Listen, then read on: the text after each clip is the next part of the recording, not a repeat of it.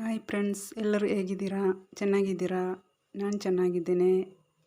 ನೀವು ಚೆನ್ನಾಗಿದ್ದೀರಾ ಅಂತ ಅಂದ್ಕೊಳ್ತಾ ಇದ್ದೀನಿ.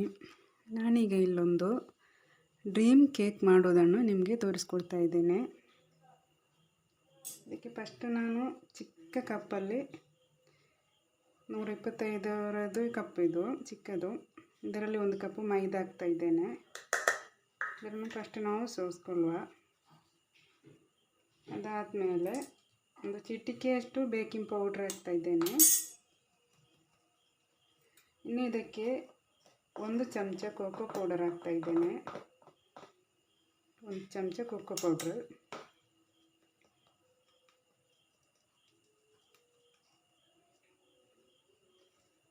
ಅದಾದಮೇಲೆ ಒಂದು ಸ್ವಲ್ಪ ಉಪ್ಪು ಹಾಕ್ತಾ ಇದ್ದೇನೆ.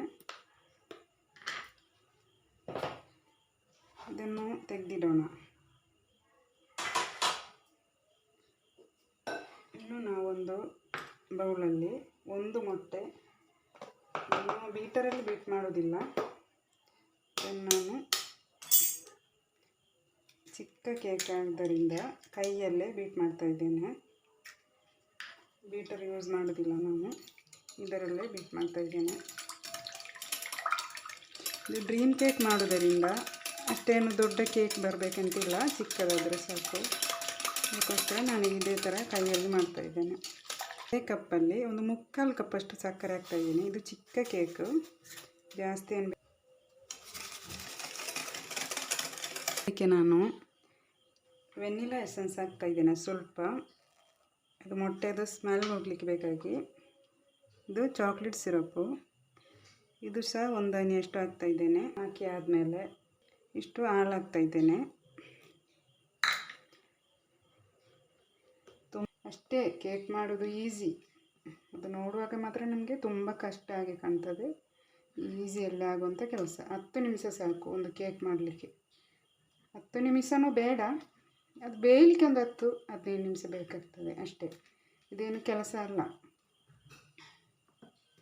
ನೋಡ್ತಾ ಇದ್ದೀರಲ್ಲ, ಈಗ ನಾನು ಮಗರಿಬ್ ನಮಾಜ್ ಆದಮೇಲೆ ಬಂದು ಒಂದು 5 ನಿಮಿಷದಲ್ಲಿ ಮಾಡಿದಂಥ ಕೆಲಸ.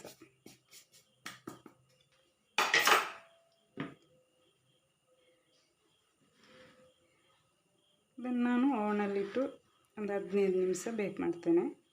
ಮತ್ತು ನಿಮಗೆ ತೋರಿಸ್ತಾ ಇದ್ದೇನೆ. ಇದು ಚಿಕ್ಕ ಕೇಕ್ ಪ್ಯಾನ್ ಉಂಟು, 1/2 kgದು, ಅದೆಲ್ಲ ಹಾಕಿ ಓವನಲ್ಲಿ ಇಡ್ತೇನೆ. ಈಗ ನಾನು ಇವಾಗ ನಿಮಗೆ ತೋರಿಸ್ತೇನೆ. ನೀವು ಸಹ ಮಾಡಿ, ಮನೆಯಲ್ಲಿ ಮಾಡಿ ನೋಡಿ. ಬೇಕರಿಯಿಂದ 350 ರೂಪಾಯಿ ಕೊಟ್ಟು ತರ್ತೀರಲ್ಲ, ಅದಕ್ಕಿಂತ ಟೇಸ್ಟ್ ಇರುವಂಥ ಕೇಕ್ ಮನೆಯಲ್ಲೇ ನೀವು ಮಾಡಿ ನೋಡಿ. ತುಂಬ ರುಚಿ ಇರುತ್ತೆ, ಯಾಕಂದರೆ ನಾವು ಮನೆಯಲ್ಲಿ ಮಾಡೋದು ಪ್ರೆಸ್.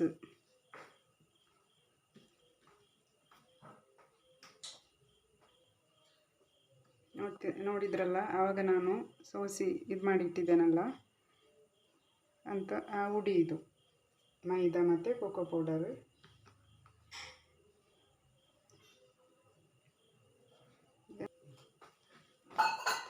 ಸ್ವಲ್ಪ ಎಣ್ಣೆ ಹಾಕ್ತಾ ಇದ್ದೇನೆ, ಅದು ಮರೆತೋಗಿದೆ ನಾನು. ಸ್ವಲ್ಪ ಸಾಕು, ಒಂದೇ 1 ಚಮಚದಷ್ಟು ಸನ್ಫ್ಲವರ್ ಎಣ್ಣೆ, ಬೇರೆ ಎಣ್ಣೆ ಆಗೋದಿಲ್ಲ, ಸನ್ಫ್ಲವರೇ ಹಾಕಬೇಕು.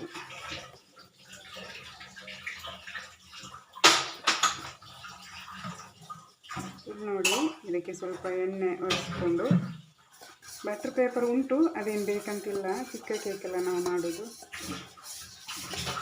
ಸ್ವಲ್ಪ ಮೈದಾ ಹಾಕಿದರೆ ಸಾಕು. ಈ ಮೈದಾವನ್ನು ಈ ಥರ ಮಾಡಿಕೊಂಡು ಕೇಕ್ ಮಾಡೋದೇನು ದೊಡ್ಡ ಕೆಲಸ ಅಲ್ಲ. ನೀವೇ ನೋಡಿದ್ರಲ್ಲ.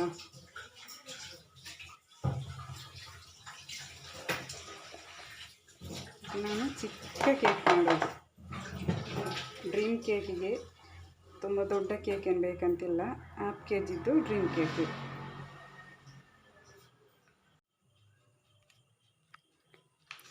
ಇದು ನೆಲಕಡಲೆ ಹುರ್ಕೊಂಡಂಥದ್ದು. ಇದನ್ನು ನಾನು ಸಿಪ್ಪೆ ಹೋಗಬೇಕು, ಮತ್ತು ನನಗಿದು ಸ್ವಲ್ಪ ಕಟ್ಟಾಗಬೇಕು. ಇದು ಅದಕ್ಕೆ ಹಾಕಲಿಕ್ಕೆ ಇದು ಈಸಿಯಲ್ಲಿ ಸಿಪ್ಪೆ ತೆಗಿಲಿಕ್ಕೆ ಆಗ್ತದೆ. ಈ ಥರ ಜಲ್ದಿ ಮಾಡೋದು ಇದ್ದರೆ ಇದರಲ್ಲಿ ಮಾಡಿ ನೀವು. ಗಟ್ಟಿಯ ಎಂತ ಕನ್ನಡದಲ್ಲಿ ಹೇಳ್ತಾರೆ, ಈ ಥರ ಮಾಡಿ ಸಿಪ್ಪೆ ತೆಗಿಲಿಕ್ಕೆ ಈಸಿ. ನೋಡಿದ್ರಲ್ಲ, ಈಸಿಯಲ್ಲಿ ಸಿಪ್ಪೆ ತೆಗಿಲಿಕ್ಕೆ ಆಗ್ತದೆ ಇದರಲ್ಲಿ. ನಮ್ಮದು ಕೇಕ್ ಇಲ್ಲಿ ರೆಡಿ ಆಯಿತು. ನಾನು ಅದಕ್ಕೆ ಚಾಕ್ಲೇಟ್ ಸ್ವಲ್ಪ ಕಟ್ ಮಾಡ್ಕೊಳ್ತೇನೆ.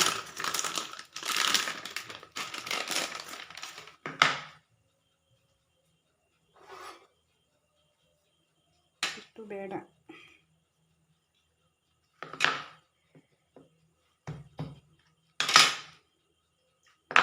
ಕಟ್ಟಾಗೋದಿಲ್ಲ. ಸ್ವಲ್ಪ ನೀರಾಗಲಿ, ಅದು ಫ್ರಿಜ್ಜಲ್ಲಿತ್ತು. ಕ್ರೀಮ್ ನೋಡಿ, ಇದನ್ನು ಸ್ವಲ್ಪ ಹಾಕಿ 1-2 ಚಮಚದಷ್ಟು ಹಾಕಿ ಮೆಲ್ಟ್ ಮಾಡ್ತಾ ಇದ್ದೇನೆ. ಇದು ನಾನು ಆಗಲೇ ತೆಗೆದಿಟ್ಟಂಥ ಕ್ರೀಮು.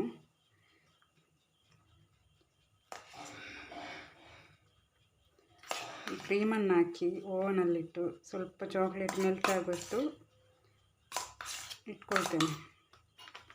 ನನಗೆ ಅಂದರೆ ಬಿಸಿ ನೀರು ಕಾಯಿಸಿ ಅದರ ಮೇಲೆ ಇಟ್ಟರೂ ಸಹ ಇದಾಗ್ತದೆ, ಮೆಲ್ಟ್ ಆಗ್ತದೆ. ಅದರ ಓವನ್ ಈಗ ನಾನು ಕೇಕ್ ಮಾಡಿದ್ದು ಓವನಲ್ಲಿ ಉಂಟು, ಅದಕ್ಕೆ ಅದರಲ್ಲೇ ಇಡ್ತೇನೆ. ನನಗೂ ಸ್ವಲ್ಪ ಈಸಿ ಆಗ್ತದೆ. ಅದಕ್ಕೆ ಇದನ್ನು ಮೆಲ್ಟ್ ಮಾಡಲಿಕ್ಕೆ ಬಿಸಿ ನೀರಿಟ್ಟು ಅದರ ಮೇಲೆ ಇಟ್ಟರೆ ಇದು ಮೆಲ್ಟ್ ಆಗ್ತದೆ ಚಾಕ್ಲೇಟು. ಇದು ನೋಡಿ, ನಮ್ಮದು ಡ್ರೀಮ್ ಕೇಕ್ ಮಾಡುವ ಟಿನ್ನು.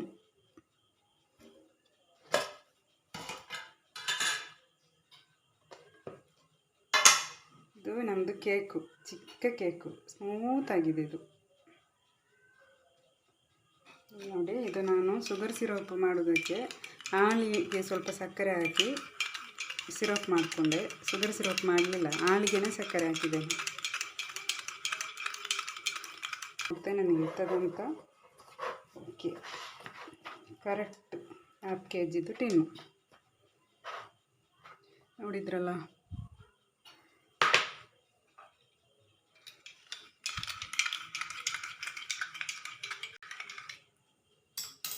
ಸ್ವಲ್ಪ ಸ್ವಲ್ಪನೇ ಹಾಕ್ತಾ ಇದ್ದೇನೆ.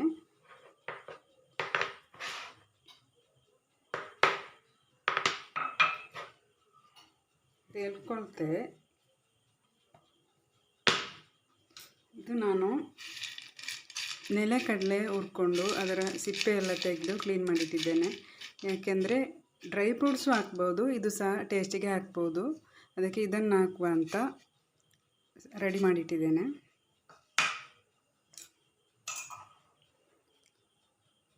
ನಾನು ಚಾಕ್ಲೇಟು ಓವನಲ್ಲಿ ಇಟ್ಟಿದ್ದೇನೆ, ಮೆಲ್ಟ್ ಆಗಿದೆ ಅಂತ ನೋಡಿ ಬರ್ತೇನೆ. ಓವನಲ್ಲಿಟ್ಟಂಥ ಚಾಕ್ಲೇಟ್ ಈಗ ಮೆಲ್ಟ್ ಆಗಿದೆ ನೋಡಿ.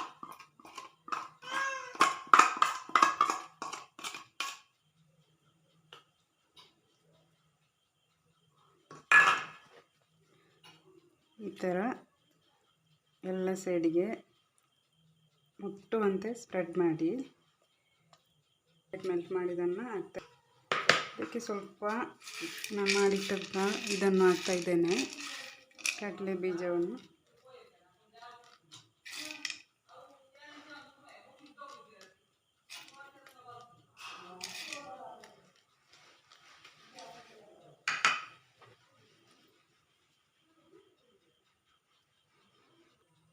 ಚಾಕ್ಲೇಟ್ ಈಗ ನೋಡಿ ಬಿಸಿ ಇದೆ, ಮೆಲ್ಟ್ ಆಗಿದೆ. ಇದನ್ನು ಫ್ರಿಜ್ಜಲ್ಲಿಟ್ಟು ಒಂದು 10 ನಿಮಿಷ ಆಯಿತು ಅಷ್ಟೇ. ಇದಕ್ಕೆ ನಾನು ಈ ಚಾಕ್ಲೇಟ್ ತೋರಿಸ್ತಾ ಇದ್ದೇನೆ ನೋಡಿ.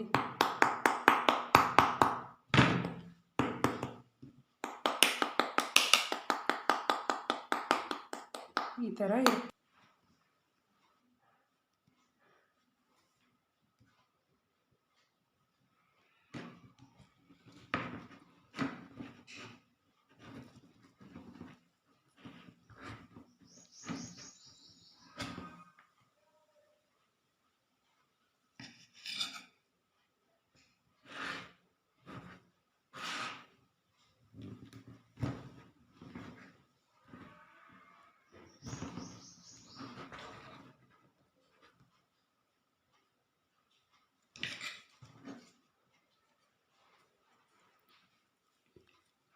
ಚಾಕ್ಲೇಟ್ ಮತ್ತು ಕ್ರೀಮ್ ಎಲ್ಲ ಒಂದೇ ಥರ ಹಾಕಿ ಈ ಥರ ಇರುತ್ತೆ. ತುಂಬಾ ಟೇಸ್ಟಿ. ನೀವು ಸಹ ಮಾಡಿ ನೋಡಿ ಇಂಥ ಕೇಕು. ತುಂಬಾ ಟೇಸ್ಟಿಯಾಗಿದೆ. ಫ್ರಿಜ್ಜಲ್ಲಿ ಇಟ್ಟದ್ದು, ಈಗಷ್ಟೇ ತೆಗೆದದ್ದು ನಾನು. ಸ್ವಲ್ಪ ನೀರು ಹಾಕಬೇಕು.